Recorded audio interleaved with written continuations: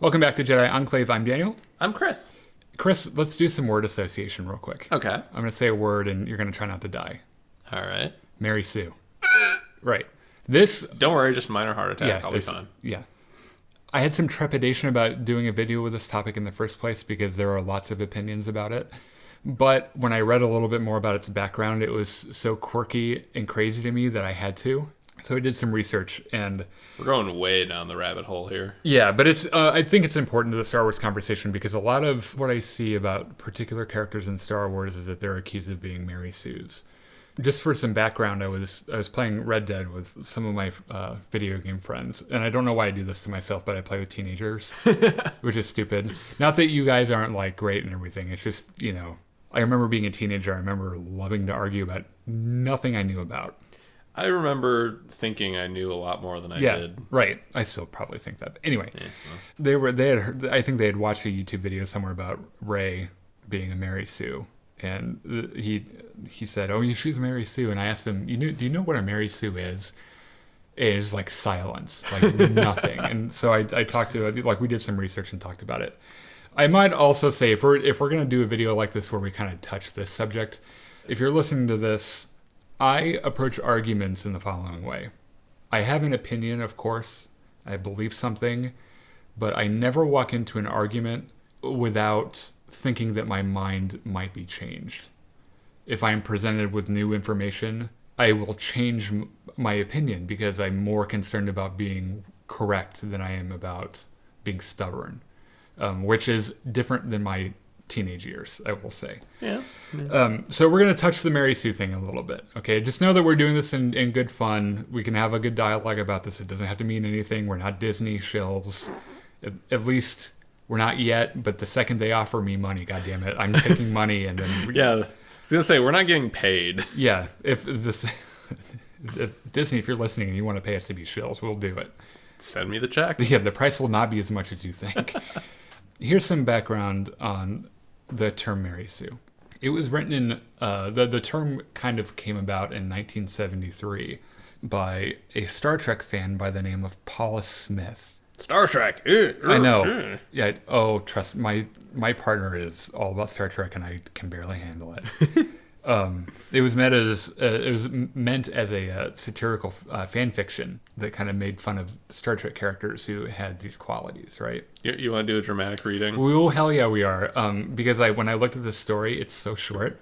It's like the cutest little like fan fiction in the world. So this is how we're gonna do this. We're gonna read this quick, just so you get a good background on what a Mary Sue is. Chris, because he's an amazing actor, is going to do the voices of Captain Kirk and Mr. Spock, and I will read the rest of it, including the character Mary Sue, who is a character in this story. Okay? Hit it. Okay.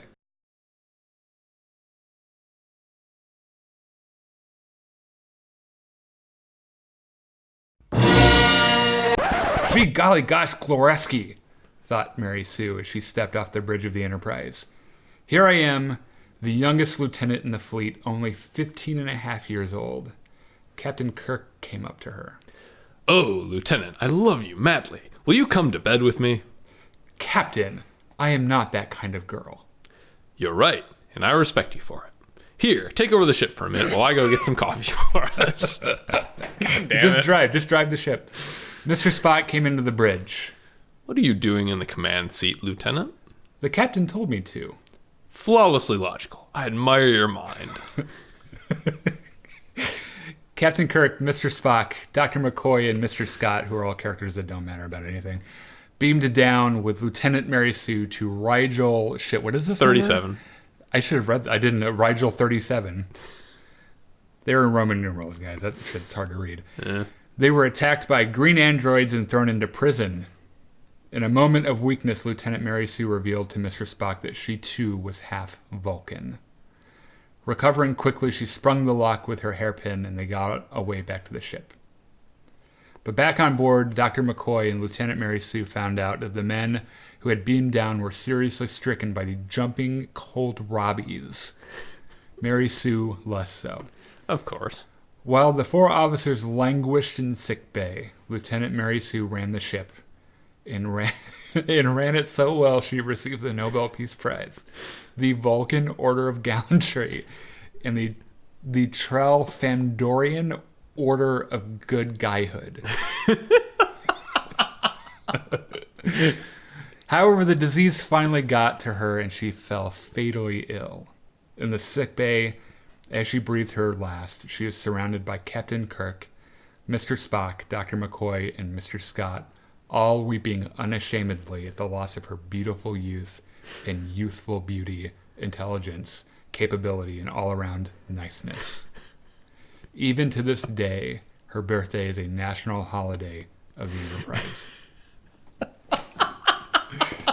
See, isn't your life better after having heard this? This is such good satire. Holy shit. It was really, really good. I enjoyed it. I think so the thing I'm thinking about here is how there was an intended definition of the term Mary Sue and how there's kind of a colloquial definition of it now. It may be kind of like how they're different. I figure that based on what we read, I kind of came out of it with some criteria on what a Mary Sue would be, and we'd apply that criteria to some characters that we know. Okay, so what are the criteria? Does the character have training or experience that doesn't make sense in the context of the story? Are any of their powers or traits unearned? Does the character constantly upstage the protagonist? And are they universally loved by everyone for no reason? Okay, that pretty much all sounds in keeping with the original story. That was generally the story beats I kind of caught up on. Mm-hmm. I don't know how all of a sudden becoming half Vulcan. I don't know if that's like a character trait or if I'm not really sure. Maybe anyway. your ability to change form. Yeah, who knows? So we're gonna apply this to Rey. Okay. Quick. Okay. These are the reasons that I commonly hear about Rey being a Mary Sue. Was that all of a sudden she can fight really well. All of a sudden she knows how to use a lightsaber. All of a sudden she's able to use the Force. All of a sudden she fights and bests a very lethal, murderous wannabe Sith Lord. And what was the other one? I think that might have been most of it. It sounds like most of it, yeah. Does Rey have training or experience that doesn't make sense in the context of the story? I mean, her whole story is that she grew up an orphan on Jakku. The literal anus of the entire universe. Yeah. So fighting ability, I can absolutely believe that she just kind of developed along the way. Because, she beats the shit out of Finn in the first scene of meeting him, right? Yeah, but she had to, because again, she lives in a shithole. Yeah. Also, she did it for... What's really funny about that scene, by the way, is that BB-8 just tells her that Finn's got his buddy's jacket on, and she just believes him, and she's like, fine, let's go beat the shit out of him. I mean, would that adorable little ball-shaped droid lie to you? I suppose not. So I agree. I think that what you know about Rey's backstory, which we'll probably hear a lot more of too in Rise of Skywalker, at least like where she comes from, she had an extraordinarily hard life. Yes. Every day was a struggle to survive. She was constantly trying to find food, fending off people who might steal it. There is that scene relatively early in Force Awakens where she and Finn are on the Falcon and it's in flight and they're trying to fix it and she manages to make it work, sort of, just long enough, which I guess you could argue is a little bit of an out-of-nowhere skill, but she also grew up on Jakku. I'm getting to that. Yeah. Where she was salvaging parts for a living. And in order to do that, you need to know what parts are valuable so that you can sell them. And from that, you would develop just a tiny bit of understanding of what those parts actually do. Yeah, and to an extent, how they fit together. Yeah, you're right. It also, that pays off later in the story because that saves her on Starkiller Base.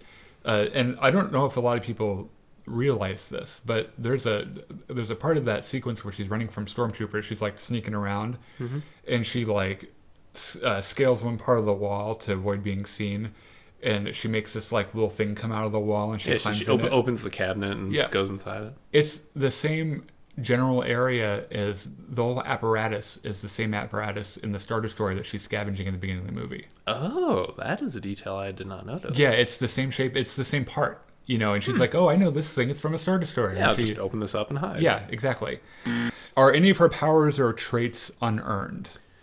I suppose we have to decide on a definition for unearned. Well, in as much as it's it's possibly completely random whether you're born force sensitive or not. Yep. I guess that could be a little unearned. But then the argument would have to be forwarded to all of the Jedi. Sure. That the Jedi is an order of Mary Sue's. Okay. I mean, if that's the sort of argument you want to make, I think it's not a good argument. I don't. I've always interpreted it as like how some people are born with musical intelligence and more than others. The idea of the Force is that it's in everyone, but some people know how to detect it, or they have the midi-chlorians. So some people are left-handed instead of right-handed. Yeah, I suppose I always thought about hand dominance as I guess that's Or some people are born with like senses that can perceive further into spectrums or more. Or like synesthesia would be a really good way to. Which is if you don't know, it's people you hear orange or smell purple or whatever. Yeah, right.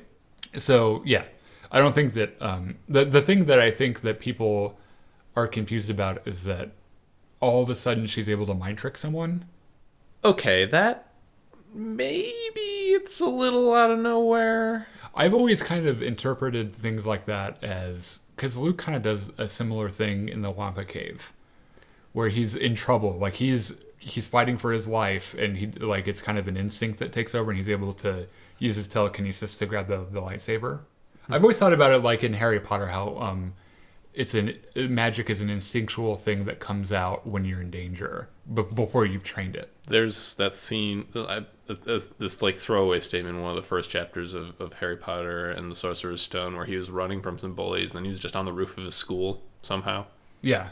Or like the snake thing with Dudley, like the glass disappears. Yeah.